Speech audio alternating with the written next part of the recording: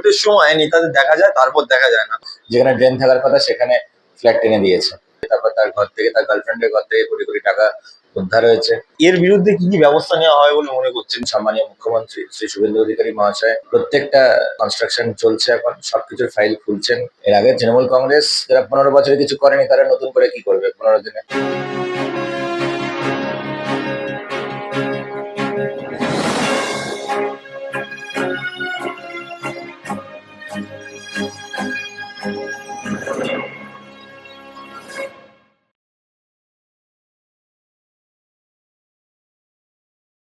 আমার সাথে এই মুহূর্তে রয়েছে বেহালা পশ্চিমের বিধায়ক এবং রাজ্যের মন্ত্রী ইন্দ্রনীল খা।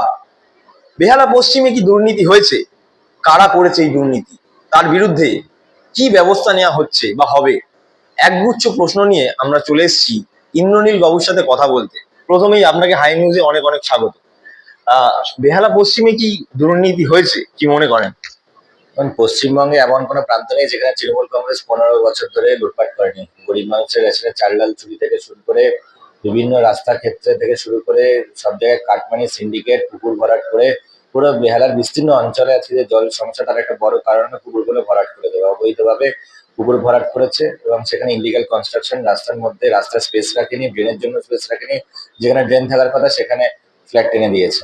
তো সেই পরিস্থিতির জন্য আজকে মানুষকে ভুগতে হচ্ছে এবং বিভিন্ন ক্ষেত্রে এইসব প্ল্যান অবৈধভাবে পাশ করিয়েছে সিন্ডিকেট এবং কাটমানি দৌরাত্মের জন্য কিন্তু এই অবস্থা আজকে হয়েছে।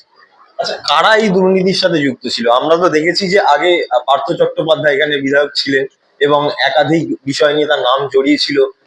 সেখানে দাঁড়িয়ে কারা এই দুর্নীতির সাথে যুক্ত বলে মনে হচ্ছে? এখন নিয়োগ দুর্নীতি যেমন প্রকাশ্যে এসছে, নিয়োগ দুর্নীতি যখন প্রকাশ্যে এলো, তারপর এখানকার তৎকালীন বিধায়ককে জেরা করে তারপর তার ঘর থেকে, তার গার্লফ্রেন্ডের ঘর থেকে কোটি কোটি টাকা উদ্ধার হয়েছে। তো আরো যারা বিভিন্নভাবে এই যে অবৈধভাবে পুকুর ভরাট করেছে, ইলিগালি কনস্ট্রাকশন চালিয়ে গেছে এবং বিভিন্নভাবে এখানে রেশন থেকে শুরু করে বিভিন্ন ফুচকাওয়ালা থেকে শুরু করে সব জায়গায় যে কাটমাই তোলার, যে একটা তোলাবাজি করার যারা অপচেষ্টা করেছে, দীর্ঘদিন ধরে মানুষকে নিপীড়ন করেছে যারা, তাদের প্রত্যেকের হিসেব হবে। এবং আপনারা জানেন সম্মানীয় মুখ্যমন্ত্রী শ্রী শুভেন্দু অধিকারী মহাশয় প্রত্যেকটা যেগুলো কনস্ট্রাকশন চলছে এখন সবকিছুর ফাইল খুলছেন, সেই নির্দেশও দিয়েছেন। কে কোথায় অবৈধভাবে কি করেছে তার প্রত্যেকটা কিন্তু প্রকাশ্যে আসবে। এর বিরুদ্ধে কি কি ব্যবস্থা নেওয়া হয় বলে মনে করছেন, বা কি হবে কি আদৌ কোনো ব্যবস্থা নেওয়া? মানে এতদিন ধরে যা চলেছে, যেগুলো সামনে এসছে বা আপনি যেগুলো বলছেন, এর বিরুদ্ধে কি সত্যি কোনো ব্যবস্থা নেওয়া হবে? দেখুন, নিয়োগ দুর্নীতি করেছিলেন যারা, তাদেরকে জেলে পাঠানো হয়েছে। দীর্ঘদিন ধরে 3-4 বছর ধরে তাদেরকে জেলে থাকতে হয়েছে। যারা গরিব মানুষের রেশনের চাল ডাল চুরি করেছে তাদেরকেও জেলে পাঠানো হয়েছিল এবং যারা ইনভেস্টিগেটিং এজেন্সিস ইডি সিবিআই এরাই কিন্তু পাঠিয়েছিল। তখন রাজ্য পুলিশ প্রশাসন সবই মমতা বন্দ্যোপাধ্যায় পুলিশ মন্ত্রী ছিলেন, তিনি চালাতেন। তিনি সব গুন্ডা মাস্তানদেরকে এবং চোরদেরকে সুরক্ষা দিতেন।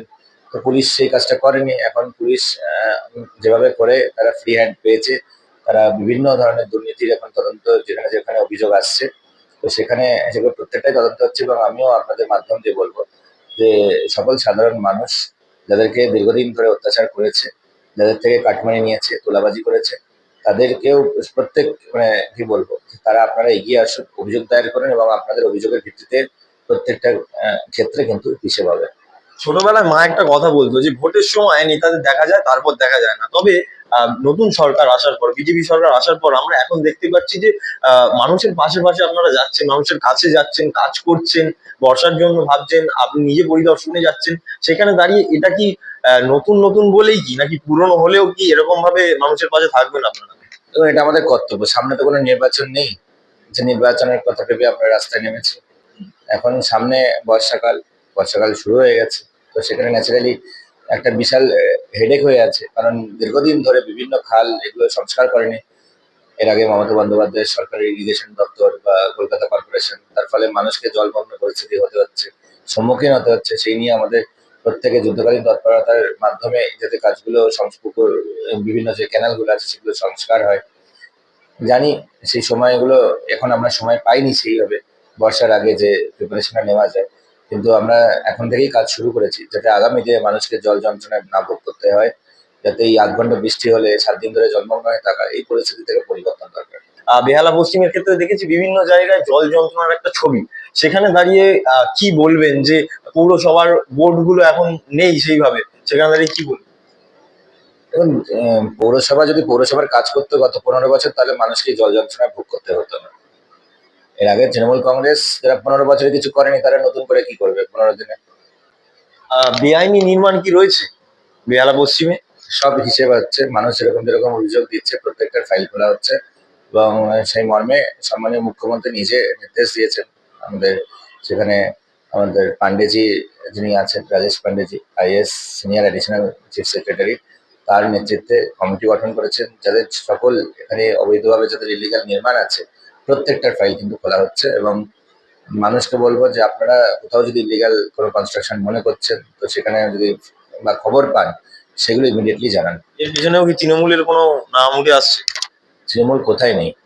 যত ধরনের দুর্নীতি পৃথিবীতে হয়, A to Z অফ দুর্নীতি সব জায়গায় তৃণমূলে কেউ না কেউ যুক্ত আছে। একেবারে খোলামেলা আলোচনা করছিলাম আমরা ইন্দ্রনীল খায়ের সঙ্গে।